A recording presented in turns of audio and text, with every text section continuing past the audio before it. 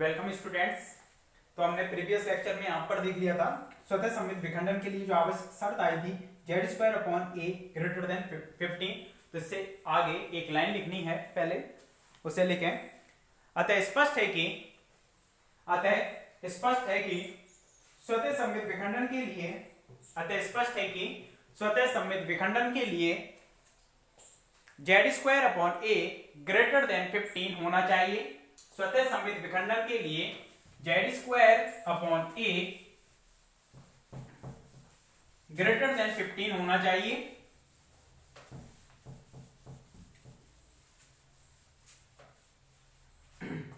z² / a greater than 15 होना चाहिए। Example लिखते हैं। भिन्न में यूरेनियम 235 इसके 238 भिन्न में यूरेनियम 238 इसके लिए हम बात करते हैं। भिन्न में यूरेनियम 238 के लिए अगर हम बात करें तो इसके लिए हम निकालते हैं वैल्यू z² / a। z की वैल्यू कितनी है इसके लिए 92 का स्क्वायर अपॉन ये कितना है 238। ठीक है, इसको यदि आप सॉल्व करते हो तो इसकी जो वैल्यू आएगी यहाँ पर 35 आएगी। 35 है वो ग्रेटर देन है 15। 35 है वो ग्रेटर देन है 15, मतलब इस कंडीशंस को क्या कर रहा है z² / a ग्रेटर देन 15 वाली कंडीशंस को फॉलो कर रहा है। कौन? भिन्न में यूरेनियम 238, मतलब भिन्न में यूरेनियम 238 का क्या होना चाहिए स्वतः विखंडन होना चाहिए। लेकिन भिन्न में यूरेनियम 238 का स्वतः विखंडन नहीं होता, उस पर जब न्यूट्रॉन की बौछार कराई जाती है तब जाकर भिन्न में यूरेनियम 238 का क्या हो पाता है विखंडन हो पाता है। तो इस कंडीशंस को क्या कर दिया उसने गलत कर दिया कि इसके लिए ग्रेटर देन 15 वाली कंडीशन भी फॉलो हो रही है और फिर भी इसका स्वतः विखंडन नहीं हो रहा है। तो मतलब इस जो हमारी ये शर्त आई है z² / a ग्रेटर देन 15, इसमें कुछ ना कुछ करेक्शन है, कुछ ना कुछ करेक्शन करना होगा हमें। उस करेक्शन को हम करेंगे किसका यूज करते हुए, विभव प्राचीर, जो आपकी नेक्स्ट हेडिंग थी विभव प्राचीर या विभव रोधिका, इसका यूज करते हुए हम इस कंडीशन में क्या करेंगे करेक्शन। और करेक्शन करने के बाद इसकी जो वैल्यू है वो 35 से ऊपर आनी चाहिए। z² / a की वैल्यू है वो 15 ग्रेटर देन 15 ना होगा 35 से भी ऊपर आनी चाहिए। वो वैल्यू हम चेक करेंगे कि कितनी आएगी और किसका यूज करते हुए विभव प्राचीर का। तो पहले इसको लिखो एग्जांपल को, भिन्न में यूरेनियम 238 के लिए, और इसको लिख दो नीचे की लाइन को 35 या लगभग 36 आता है, 36 15 से ऊपर है मतलब।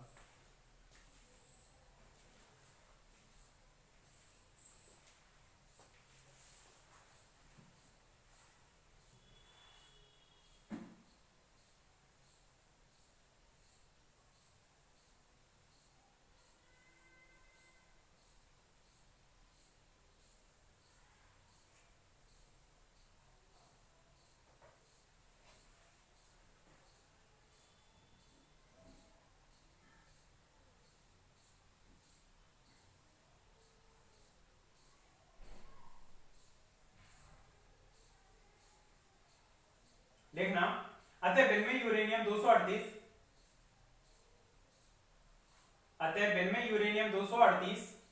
स्वतः सममित विखंडन की शर्त का पालन करता है। अतः भिन्न में यूरेनियम 238 स्वतः सममित विखंडन की शर्त का पालन करता है, लेकिन भिन्न में यूरेनियम 238 का स्वतः विखंडन नहीं होता है। लेकिन भिन्न में यूरेनियम 238 का स्वतः विखंडन नहीं होता है।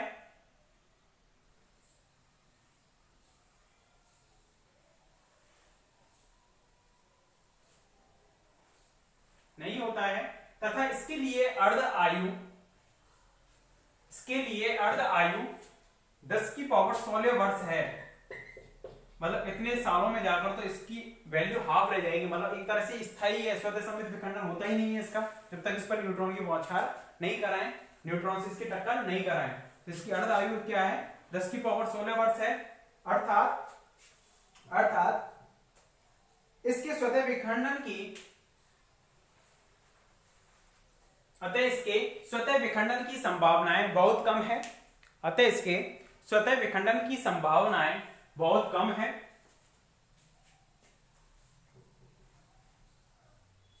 नेक्स्ट लाइन से लिखना, उपरोक्त विसंगतियों को दूर करने के लिए, उपरोक्त विसंगतियों को दूर करने के लिए,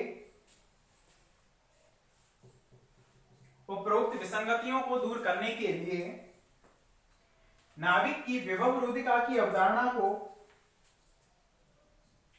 पर, उपरोक्त विसंगतियों को दूर करने के लिए नाभिक की विभवरोधिता की अवधारणा पर, विभवरोधिता की अवधारणा पर विचार किया गया।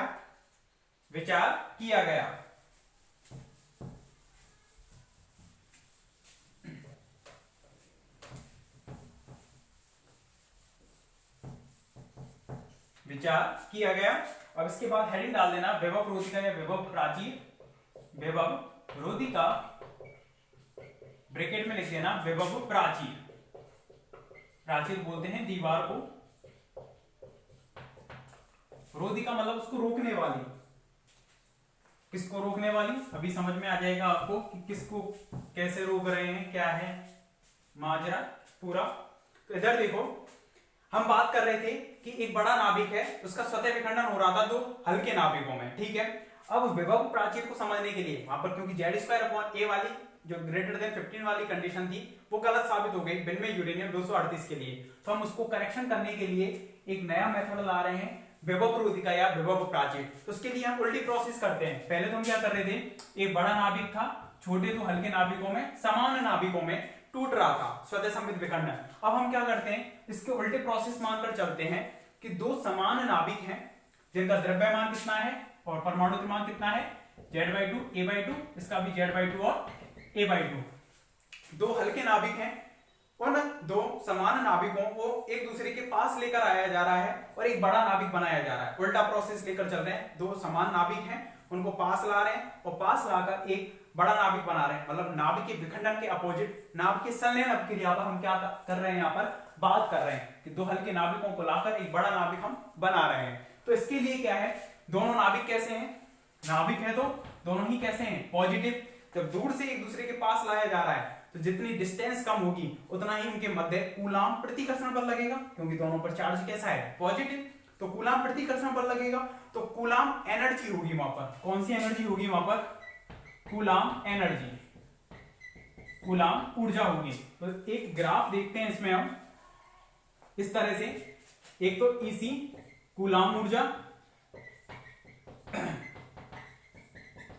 कूलाम ऊर्जा, और इधर हम ले लेते हैं डिस्टेंस, दूरी। तो पहले दो नाभिक बहुत अधिक दूरी पर थे, 0, यहां पर हम मान लेते हैं r, यहां 2r, 3r, 4r, 5r, मतलब दो नाभिक बहुत अधिक दूरी पर हैं। मतलब 5r क्या है, इन नाभिकों की रेडियस है, ये r है, समान है तो दोनों की रेडियस हमने कितनी मान ली, r ही मान ली, ठीक है। दो नाभिक पहले बहुत अधिक दूरी पर थे, दो नाभिक बहुत अधिक दूरी पर थे इस तरह से, ठीक है। इनकी दूरी 5r से अधिक थी, ठीक है। इनको थोड़ा थोड़ा करके हम पास लेकर आ रहे हैं, इस तरह से इनको पास लेकर आए। 2r कब होगी, 2r इस वाली स्थिति में हो जाएगी कि दोनों जस्ट टच की अवस्था में हो, तो ये r और ये भी r, तो 2r कब होगी, जस्ट टच की अवस्था में, इस तरह से। इसको बोलते हैं हम जस्ट टच। हिंदी में बोला तो हिंदी थोड़ी कठिन है इसकी, देखना, ये है सद्य स्पर्श। क्या बोलते हैं इसको, सद्य स्पर्श, जस्ट टच की अवस्था। तो देखें, दूर से लेकर आ रहे थे, कूलाम प्रतिकर्षण बल कम था, यहां पर लेकर आए, दूरी कम हुई, तो कूलाम प्रतिकर्षण बल क्या होता है, K(Q1 Q2 अपॉन r²। तो दूरी कम हो रही है तो फोर्स बढ़ रहा है, कूलाम प्रतिकर्षण बल बढ़ेगा, लेकिन हम उनको ऊर्जा दे रहे हैं, कौन सी एनर्जी, कूलाम एनर्जी। तो कूलाम बल काम कर रहा है, क्योंकि हम ये मान के चल रहे हैं कि दोनों नाभिक आपस में पास आए और खुद ही एक बड़ा नाभिक बना रहे हैं, उल्टी प्रोसेस लेकर चल रहे हैं। तो ये पास आ रहे हैं, कूलाम प्रतिकर्षण बल बढ़ा बढ़ा बढ़ा, और मैक्सिमम कहां पर जाकर होगा, जब दोनों जस्ट टच की अवस्था में होंगे। इस वाली अवस्था में उन दोनों के बीच में जो फोर्स होगा, कौन सा फोर्स, कूलाम फोर्स मैक्सिमम होगा। और जब एक दूसरे में वो ओवरलैप कर जाएंगे, अंदर एंटर कर जाएंगे दोनों छोटे नाभिक, उस स्थिति में क्या कूलाम बल लगेगा, जरा सोचो, उस स्थिति में कूलाम बल लगेगा क्या, नहीं लगेगा। फिर उनके अंदर बल कौन सा लगने लग जाएगा, प्रोटॉन प्रोटॉन न्यूट्रॉन न्यूट्रॉन के मध्य नाभिकीय बल काम करने लग जाएगा। कौन सा बल काम करने लग जाएगा, नाभिकीय बल। पहले लग रहा था भार, नाभिक की रेंज से बाहर कूलाम बल, जैसे ही उसके अंतर्गत आए वो अंदर, तो कौन सा बल काम करने लग जाएगा वहां पर, नाभिक बल, क्योंकि कौन से ऑर्डर में आ गए वो, फर्मी ऑर्डर में। कौन से ऑर्डर में आ गए, फर्मी, 10⁻⁻15 मीटर की रेंज में आ गए वो दोनों। तो उस अंदर इस वाली रेंज में कौन काम करता है, न्यूक्लियर फोर्स, जो कि एक प्रभावी बल होगा। तो इससे अंदर वो दोनों मिलकर एक बड़ा नाभिक यहां पर बना रहे हैं, ठीक है। इस तरह से एक बड़ा नाभिक बना लिया उन्होंने, ठीक है। तो इस वाली स्थिति में देखें तो 2r पर जाकर कूलाम एनर्जी का मान यहां पर जाकर मैक्सिमम होगा, इधर कम होता हुआ जाएगा क्योंकि दूरी बढ़ रही है, और इधर भी बिल्कुल कम हो जाएगा। तो इसका जो ग्राफ है वो इस तरह से आएगा, लगभग इस तरह से इसका ग्राफ जाएगा। मतलब 2r पर जो इसकी जो पीक है वो हमें मिलेगी 2r पर,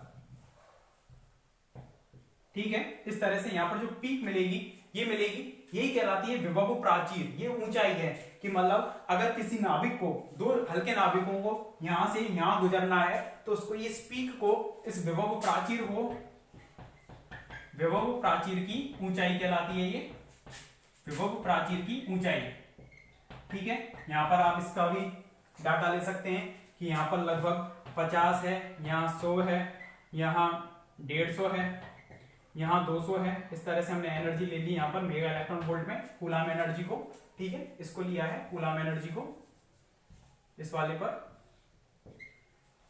तो इस तरह से ग्राफ आया, यहां पर कूलाम एनर्जी घट रही है, मैक्सिमम पीक पर होगी स्पर्श की अवस्था में, जस्ट टच की अवस्था में, उसके बाद कूलाम एनर्जी घट जाएगी, ठीक है। तो ये कहलाएगी विभव प्राचीर की ऊंचाई। तो किसी को यहां से इस चीज को पार करना है, तो उसको, जैसे आपके पास एक पहाड़ है, इस तरह से आपको इधर से उधर जाना है, तो आपके पास कितनी एनर्जी होनी चाहिए, जो विभव प्राचीर, इसकी जो ऊंचाई है, इसके पास कुछ ना कुछ एनर्जी होती है, विभव पोटेंशियल होता है, स्थितिज ऊर्जा होगी इसके पास। तो उस एनर्जी से अगर आप ज्यादा एनर्जी रख रहे हो तो आप उस पहाड़ को पार करके उधर चले जाओगे, अदरवाइज आपकी एनर्जी इस पहाड़ को चढ़ने के लिए पर्याप्त नहीं है तो आप इधर ही रह जाओगे, इसको पार नहीं कर पाओगे, उधर की साइड नहीं जा पाओगे। तो आपके पास इतनी एनर्जी होनी चाहिए जो आपके पास है कि आप इसकी एनर्जी से क्या हो, वो ज्यादा हो। तो ये वाली एनर्जी क्या कहलाती है, एक तरह से ईसी है ये। तो इसमें लिखें पहले विभव रोधिका या विभव प्राचीर, हेडिंग डालकर इसमें लिखें विभव रोधिका को समझने के लिए, विभव रोधिका को समझने के लिए नाभ के विखंडन के विपरीत प्रक्रिया को लेते हैं, नाभ के विखंडन के विपरीत प्रक्रिया को लेते हैं।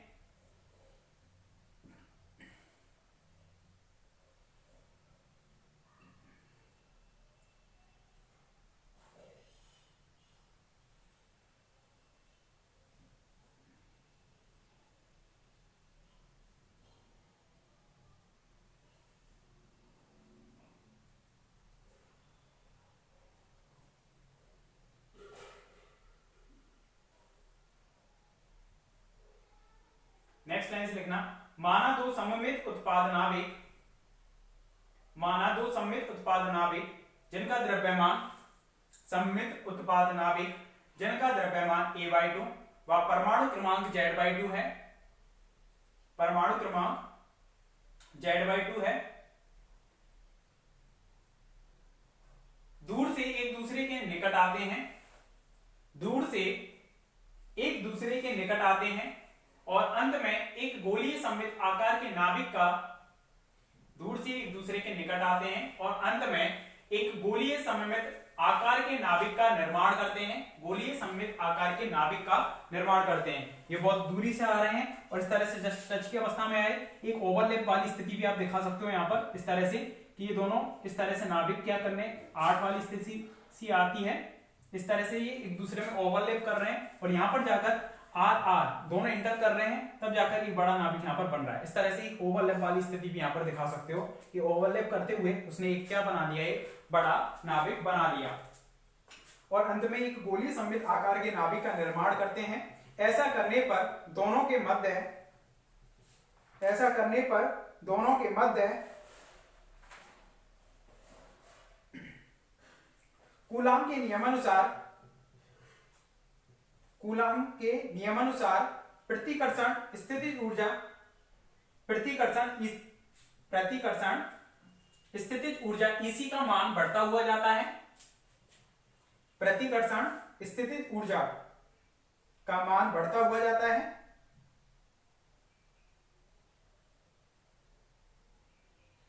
जब दोनों नाभिक सद्य स्पर्श की अवस्था में होते हैं तो उनके मध्य, जब दोनों नाभिक सद्य स्पर्श, ब्रैकेट में लिख देना जस्ट टच, जब दोनों नाभिक सद्य स्पर्श, ब्रैकेट में लिख देना जस्ट टच की अवस्था में होते हैं तो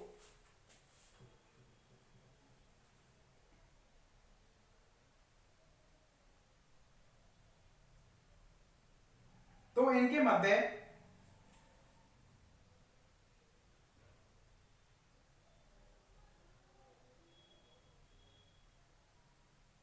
मध्य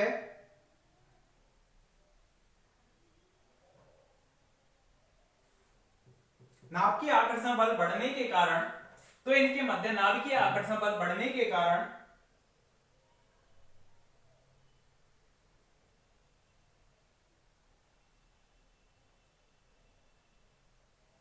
धीरे धीरे कूलाम स्थितिज ऊर्जा का मान कम होने लगता है।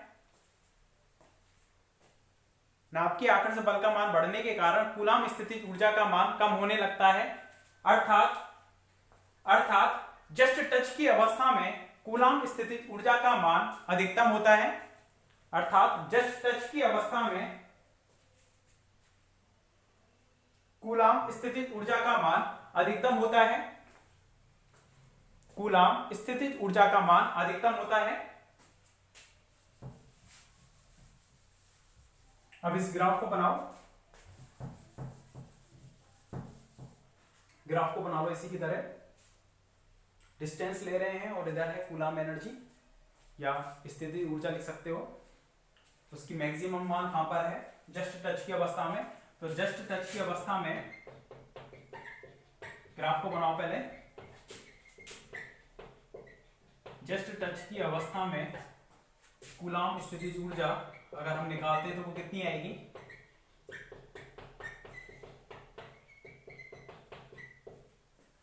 ग्राफ बनाओ पहले, उसके बाद निकालते हैं।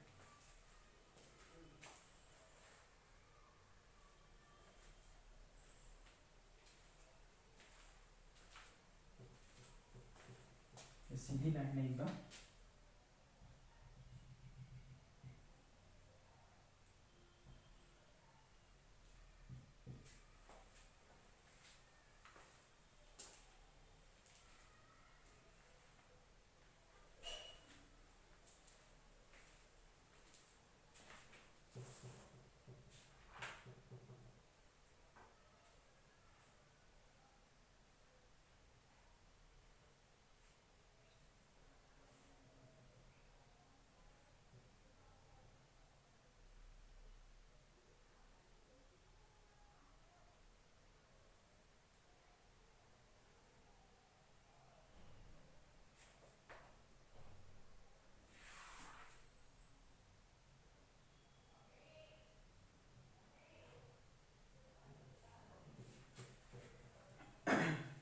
तो देखें इधर जस्ट टच की अवस्था में जो कूलाम स्थितिज ऊर्जा होगी, कूलाम स्थितिज ऊर्जा कितनी होगी, EC इक्वल टू कितनी, K Q1 Q2 upon R कितनी होगी, K, ठीक है, इंटू Q1। Q1 की वैल्यू कितनी हो जाएगी, इस पर आवेश कितना होगा, दोनों जो इनकी दूरी है बीच की, तो कितनी हो जाएगी, R प्लस R, यानी कि ये तो 2R हो जाएगी।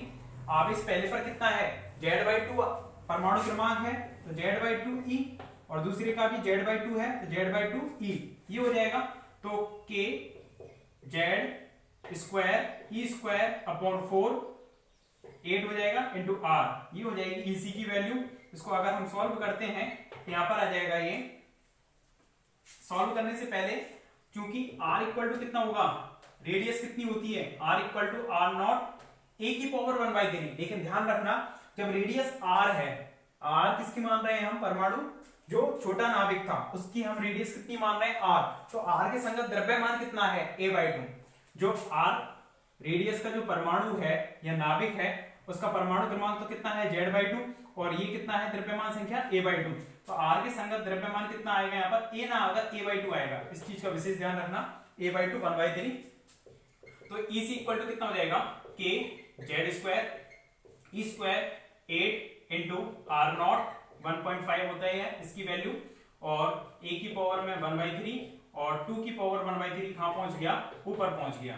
ठीक है, 2 की पावर 1/3। इसको यदि हम सॉल्व करते हैं, सभी वैल्यू हमें जिनकी ज्ञात है उनको रखते हैं, 9 × 10⁹ ठीक है, जेड स्क्वायर की नहीं पता है, 1.6 × 10⁻⁻19 का स्क्वायर, ई स्क्वायर की रख दी, इंटू 2 की पावर 1/3 की होती है 1.26 अपॉन में 8, इसकी होगी 1.5 फर्मी या 1.2 फर्मी, तो 1.5 × 10⁻1.2 लिख दो, 1.2 × 10⁻⁻15 और a की पावर में कितना जाएगा 1/3 और यहाँ पर रहा जेड स्क्वायर, ये रहा। इसको यदि आप सॉल्व करते हो, यहाँ पर आता है 0.156, इसको पूरी क्वांटिटी को सॉल्व करने के बाद कितना आएगा 0.156 जेड स्क्वायर अपॉन a की पावर में 1/3।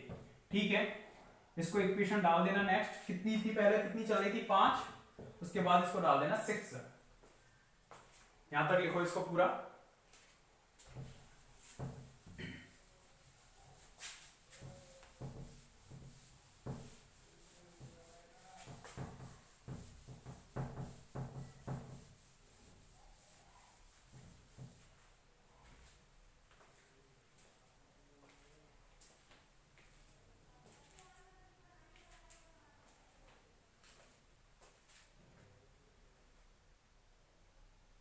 EC equal to 0.156 Z square upon A की पावर में 1/3।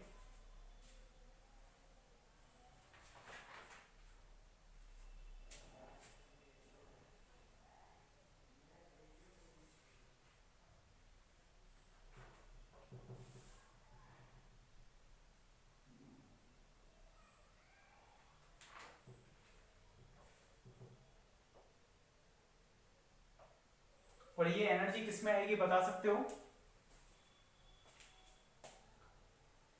देखना, ये जो एनर्जी आई है आपकी मेगा इलेक्ट्रॉन वोल्ट में आई है, ध्यान रखना, मेगा इलेक्ट्रॉन वोल्ट में चेंज कर दिया है आपने, ये यहाँ पर जूल में है, जूल को मेगा इलेक्ट्रॉन वोल्ट में चेंज करने के लिए एक लाइन और लिख सकते हो इसके नीचे आप काट कर।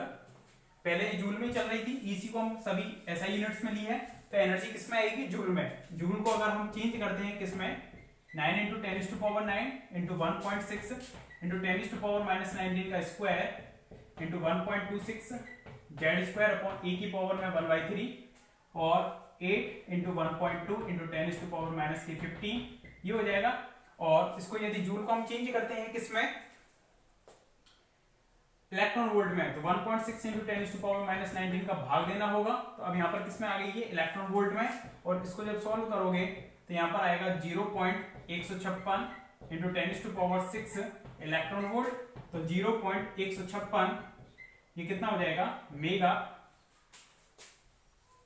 जेड स्क्वायर अपॉन ए की पावर में 1/3 ये हो जाएगा इलेक्ट्रॉन वोल्ट, और 0.156 जेड स्क्वायर अपॉन ए की पावर में 1/3 इसको लिख देंगे हम कितना 10⁻6 को मेगा, तो मेगा इलेक्ट्रॉन वोल्ट। इस तरह से इसको हमने एनर्जी को किसकी टर्म में निकाला है, मेगा इलेक्ट्रॉन वोल्ट की टर्म में। इक्वेशन नंबर इसको डाल देना 5 या 6 आएगा,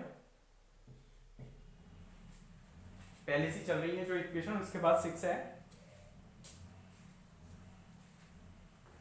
इसके बाद लाइन लिखें एक,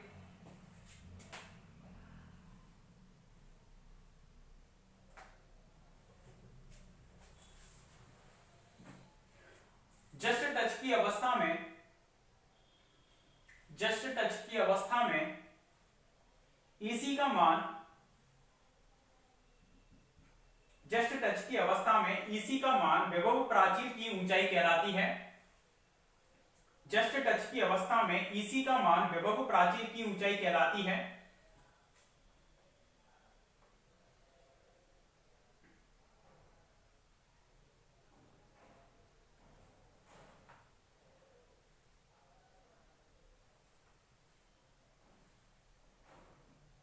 ईएफ का मान ईसी की तुलना में अधिक होने पर, ईएफ क्या थी वहां पर, एक तरह से जो दोनों नाभिक अपने पास एनर्जी रख रहे थे, क्योंकि यहां से विखंडन हो रहा था रियल में, हम उसकी अपोजिट प्रोसेस लेकर चल रहे हैं, तो प्लस में एनर्जी थी, तो वो एनर्जी किसके पास है, उन दोनों के पास, तो वो अपने पास जो एनर्जी रख रहे हैं ईएफ को, वो एनर्जी किससे ज्यादा होनी चाहिए, ईसी से ज्यादा होनी चाहिए, तभी उसको पहाड़ को पार कर पाएंगे पहाड़ की जो एनर्जी है उससे ज्यादा होगी उनके पास, किसी इंसान के पास यदि एनर्जी ज्यादा होगी तभी उसको पार करके उसको इधर आ पाएगा वो। तो उसके लिए आप लिखना आगे EF का मान कूलाम ऊर्जा से अधिक होना चाहिए। इसके लिए EF का मान कूलाम ऊर्जा से अधिक होना चाहिए, यानी कि EF ग्रेटर देन EC होना चाहिए, अर्थात EF ग्रेटर देन EC, अर्थात EF greater than EC।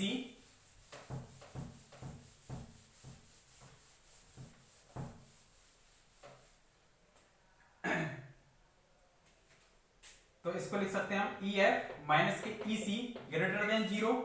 EF व EC के मान रखने पर, EF व EC के मान रखने पर, इसको लिखने के बाद यहां से लिखना EF और EC के मान। तो EF का मान कितना आ रहा था, a की पावर में 2/3 माइनस के 0.26 AS प्लस में AC 0.37 इतना आ रहा था। जेड स्क्वायर इसमें कहां था, जेड स्क्वायर AC इसमें ही था मल्टीप्लाई में 0.37 जेड स्क्वायर अपॉन a, ये था EF का मान। माइनस EC का मान रख देंगे 0.156 जेड स्क्वायर अपॉन a की पावर में 1/3, और ये कितना हो जाएगा, ग्रेटर देन 0 इस तरह से। तो a की पावर 2/3 पूरे में से कॉमन लिया, माइनस की 0.26 AS प्लस में AC 0.37 Z square upon a, और ये कितना हो जाएगा, माइनस की 0.156 जेड स्क्वायर, इसमें से a की पावर 2/3 कॉमन लिया, जेड स्क्वायर अपॉन a बच जाएगा ग्रेटर देन 0 इस तरह से। इसके ग्रेटर देन 0 होने के लिए अंदर की जो वैल्यू है 0.26 AS plus AC 0.37 Z square upon a minus की 0.156 जेड स्क्वायर अपॉन a की वैल्यू है वो ग्रेटर देन 0 होनी चाहिए। तो यहां से हम निकालते हैं जेड स्क्वायर अपॉन a कितना हो जाएगा, 0.37 माइनस के 0.156, ठीक है, ग्रेटर देन 0.26 AS, ठीक है। तो जेड स्क्वायर अपॉन a की वैल्यू है ग्रेटर देन 0.26 AS इतनी आ रही है, और नीचे आ जाएगा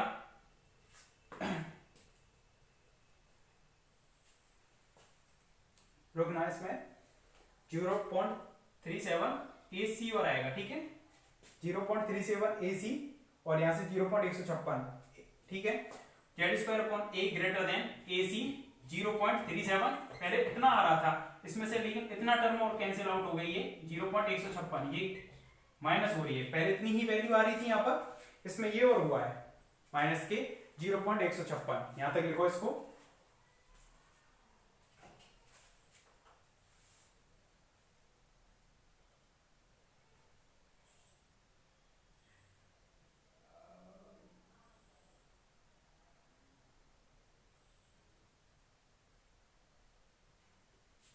AC और AS के मान हमारे पास हैं, यहां पे लिख देता हूं, क्योंकि AC तो हमारे पास कितना है 13 मेगा इलेक्ट्रॉन वोल्ट, और AS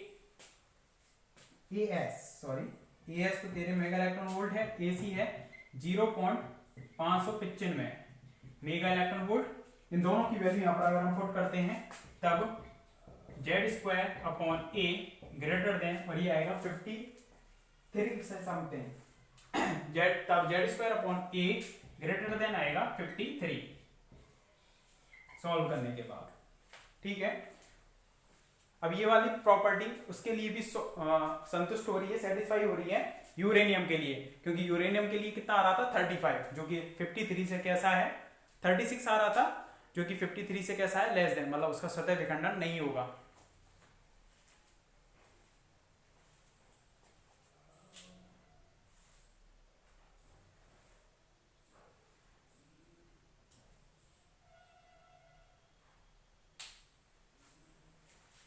अतः उपरोक्त प्रतिबंध लिखना, अतः उपरोक्त प्रतिबंध स्वतः सममित विखंडन के लिए, अतः उपरोक्त प्रतिबंध स्वतः सममित विखंडन के लिए, अतः उपरोक्त प्रतिबंध स्वतः सममित विखंडन के लिए आवश्यक है, अतः उपरोक्त प्रतिबंध स्वतः सममित विखंडन के लिए आवश्यक है। ये यहां तक आपका कंप्लीट हो गया। इसके ऊपर हम क्वेश्चन करेंगे वैभवरोधिका पर, वैभव प्राचीर पर।